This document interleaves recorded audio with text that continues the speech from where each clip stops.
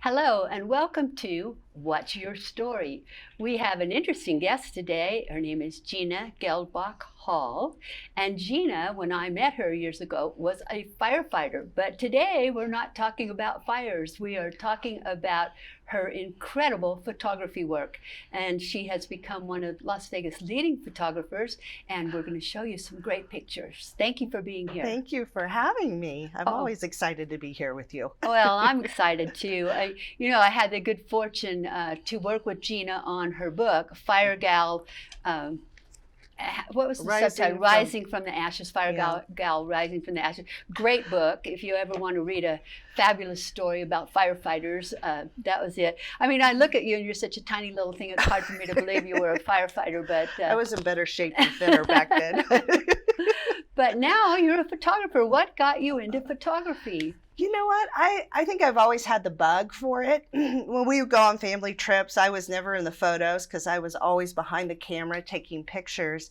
And I just always loved doing it. And so I think when I retired, I had more time. So I started just taking, I was traveling more. So I was taking my camera out and using it a lot more and having tons of fun with it.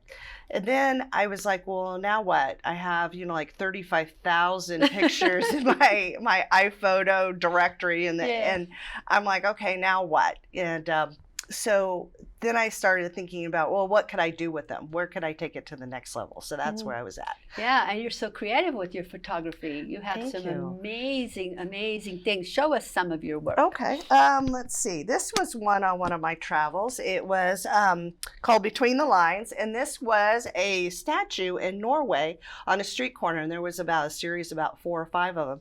And so I took the picture, and then I didn't like the background because it was all the traffic and the people and all that. So I took all the background out and just have it like that. So that was one of them. That's one of the things I like about your work is you take the picture and then you change things in it to make it real creative. Like you change the background. Yeah. Very creative. I do, but part of the reason why is because I didn't have a very good camera. Oh, that's interesting. Yeah, I didn't. I totally, and when I talk to people about, getting into photography, I had this wonderful experience of a mother coming up to me after a show and she said, hey, I'd love to have you talk to my daughter about photography. She's getting interested. She was about 14, 15. And what could you mentor her, help her out with things? I said, the first thing is don't go buy a professional camera. Go get one. I had one from Costco with 2 lenses, and for 20 years I used that one.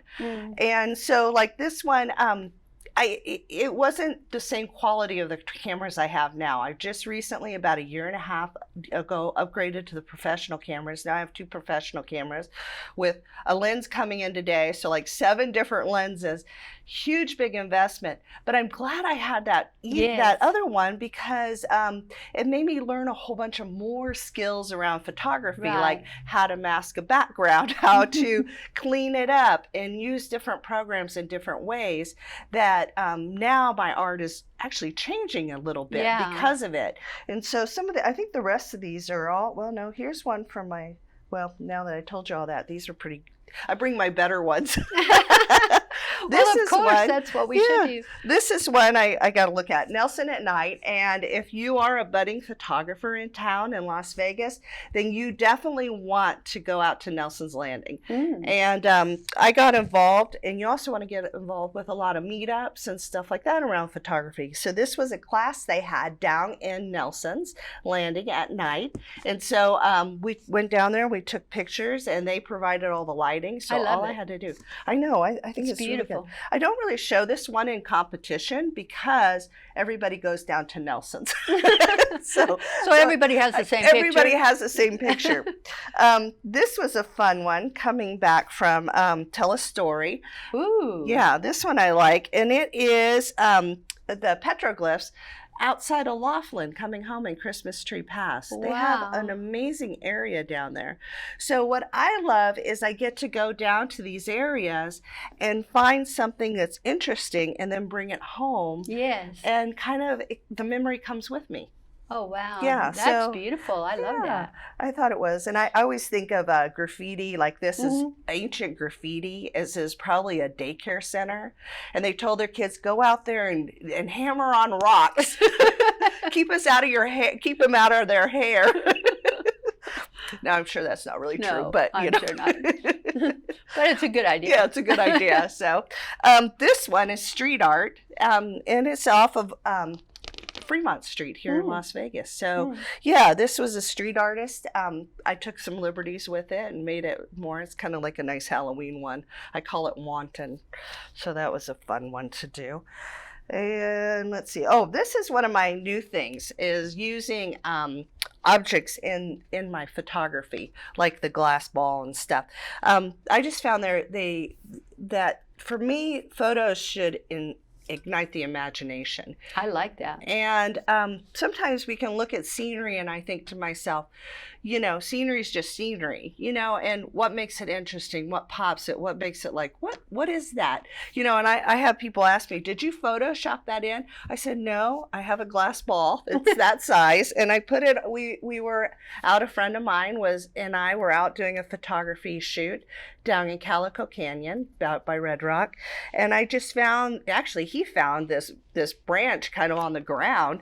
And I said, that would be a cool little canvas for the glass ball. So we put it in there and I probably took 100 shots. And this is the one I had. I love that. Was favorite. It's absolutely beautiful. Yeah. It was actually an award winner. It won a first place in a competition. It's interesting because the color things are really beautiful, but this one has that element of black and white that just a touch of color that makes it really creative. Yeah, I think it goes with that old look of the wood and everything like that. Yeah. So those are a few of the pieces. I have some other pieces.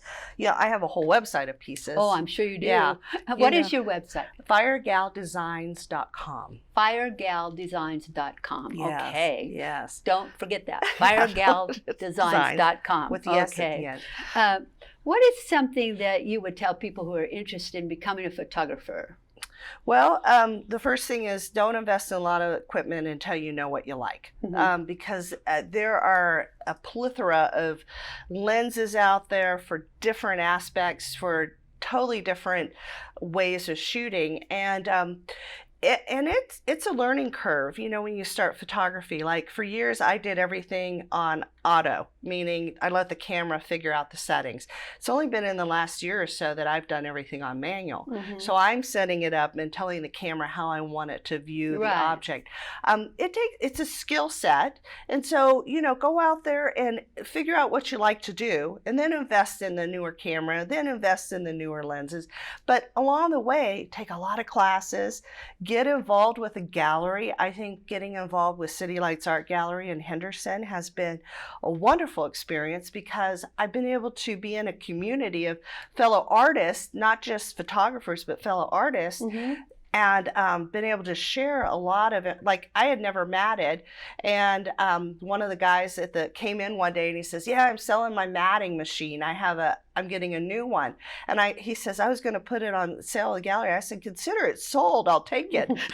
So he came in later that day with some mat boards and showed me how to do it. Now I mat all my own things. Oh, wow. That's wonderful. Saving tons of time and money. And then I can print it up how I want it to look and then give it the look I want. Yes. So, just really get involved, start going to classes, start tons of YouTube out there, tons of training things. In fact, it can be almost overwhelming. Figure out what you like and then go from there. Yes, definitely. And just start snapping away. It's amazing what we can learn on YouTube, isn't it? I know. Yeah. I know. Mac Jackson, who has a show here on our station, he always says to me, well, just go to YouTube University and learn. I'm like, oh, okay. I don't have enough time for all the videos. I know. But the nice thing about City Lights is, like you say, the community. The community. There's artists of all genres there. And does that influence your photography, that you see something in sculpture or in painting? Or yes, in a lot of ways of the compositions. And I was saying to somebody the other day, we went through a class and they talked about composition.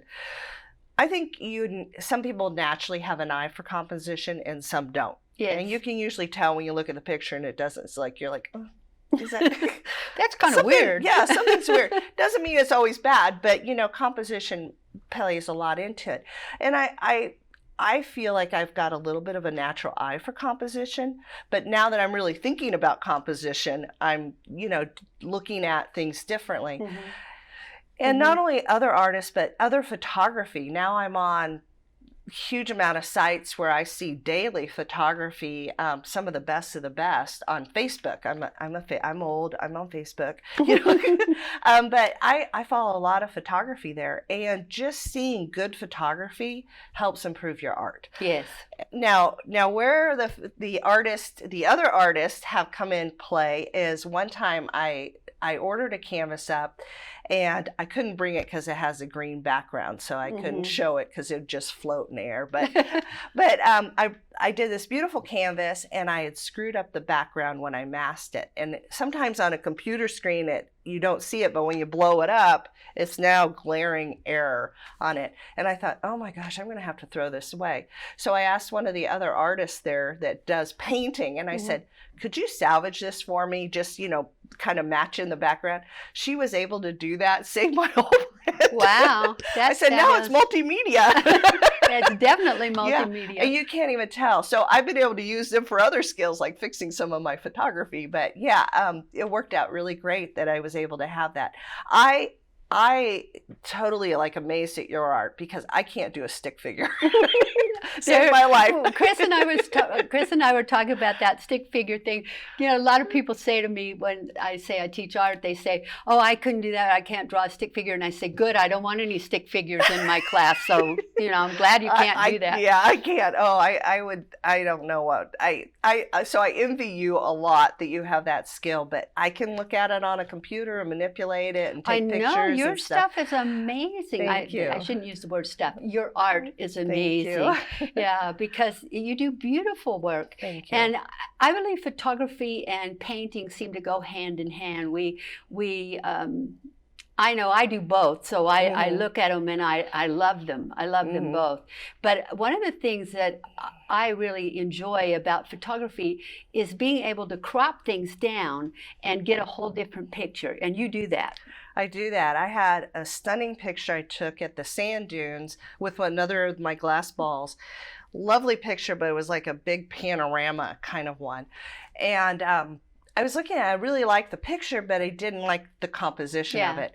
I ended up cropping it down, and it's been one of my best sellers, just by reorientating it, and sometimes just flipping it will make a big difference on how it works. Yeah. So it's kind of fun, and I like the creative part of that. My husband really likes sports. I'm not into sports. So I used to say I did all my art while he was watching sports. Yes, He would be doing that. I'd be pulling my photography off, and then putting it into my various programs and seeing what I could do with it. But like I said, since I've gone to my more professional cameras, I'm probably doing less of some of the more creative fine art stuff and more of just straight photography. Well, the camera does a lot of it for you. It's Nowadays you can get cameras that do almost everything. It's fascinating. Now, if I wanted to study art here in Vegas, where would I go? Your backyard. Okay, good. I think so. Obviously the places we've already talked about, YouTube, meetups. You can go to school. I'm not formally trained. I literally just picked up a camera when I was young and just snapped pictures. Thousands and thousands and thousands. And look at all the awards you've won. You've won tons of awards with your photography. I make more money on awards than I do. Isn't that horrible? I would buy my art. Isn't that interesting? That is, but I like it because I'm competitive by nature, and so it's fun for me because another friend of mine in the gallery, he competes as well, and so it's kind of always like, well, what are you putting in? What are you putting in? So it's kind of a friendly competition, but it also brings up my art because now I'm looking at things through many different lenses. I'm looking not literally but figuratively. Is this one good for competition or is this one good to sell? This is, so I'm getting a better eye the longer I do it. But really where I honed my skills was through philanthropy work. And now that's surprisingly. interesting that Yeah. photography kind of really got you into the philanthropy, or vice versa. What Vice was it? versa, the philanthropy got me into to doing my photography, really, to taking it to the next level. I had always been more of a hobbyist and never showed, and where I was volunteering, I ended up kind of getting, because I asked and kind of have a skill for graphic designing. And so I'm not formally trained there, but I always had a good eye for things. And so I started doing, for about 3 years, was our graphic designer for the whole organization. And then I got, I made somebody mad, and so I got fired. Not that I got fired, because they just told me don't do it anymore. But they always say there's always a silver lining. You get fired and change up. It was probably the best thing that ever happened to me, because what I was spending an incredible amount of time learning and perfecting and doing graphic designing. So that took me from like Pages on a Mac to doing InDesign and iPhoto, and getting real familiar with those programs, just to keep up. And because my creative thoughts were overpacing my skill level. So I was having to learn new skills. So when I got fired, and my friend always goes, "You didn't get fired." I said, "I got fired." When I got fired, I had a lot more time. And so I started really getting into the photography and applying some of the same things I learned from the graphic design skills to my photography. And that's really where it took off. And then it was like, hey, I've got a portfolio now, and it's not making me any money in my computer. Let me go find a gallery. And I had looked at a couple of galleries, and what I really loved is my home gallery is City Lights Art Gallery. They're my favorite because they're just so friendly and so nice and embracing, and from beginner to advanced. Yes, and it's a collaborative. I mean, it's owned by the artists. The members own the gallery, so it's not like there's a gallery director that says no, you can't. That's one of the things I really like about it. And there's also volunteer opportunities. I'm on the board as a member at large, and I myself and another member were instrumental in getting our new website. So if you haven't gone on to citylights.org, go on it. We just revamped our logo and our website. Oh, I haven't seen it yet. I can't wait to see it. Fabulous. It's fabulous. So we have a great calendar showing all the events. So I was a big instrumental part in getting that going. So again, using my graphic design skills, using my I don't know. That's what I love about volunteering, is you always learn new skills. I mean, I could sit at home and learn how to, work the remote, or I could go to, I tell everybody I just ended up getting a big bump in responsibilities as I'm president-elect of my current one I'm at, in a different nonprofit. That's the Assistance League. Assistance League. I'm president-elect this year, so I'll be president next year. Takes a whole year to learn the job. But I love the challenge of it. That I keep telling everybody, I really have a part-time job now that I don't get paid for. Yes. But I love it because the skills. So there's a whole nother level of skills that I'm having to learn, and having to get the cobwebs off that were there from before. And then seeing where my skills transferable, Yes. And actually my art transforms a lot of it, because I end up doing a lot of charts and graphs and some of the graphic design, like I just did their invitation for their big member event in November. So I've got to use my skills again. And I think that all kind of shows up again in the art. Well, your art is amazing. Thank I love you. your photography. As you know, I own a few pieces of it myself. I every time I see it, I just like, wow, she's gotten so good. Oh, thank you. Yeah. Thank you for being here. I really, really appreciate you sharing your story with us on What's Your Story. And would you like to tell the audience how they can contact you if they'd like to? The best way is firegaldesigns.com. That's my website. You can see all my artwork there and some of my other projects that I work on.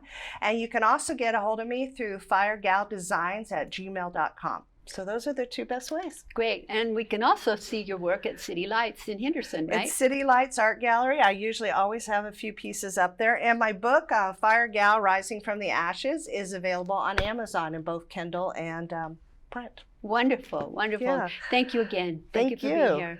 And thank you for being here. We always love having you with us on What's Your Story, and we'll have more exciting stories for you very soon.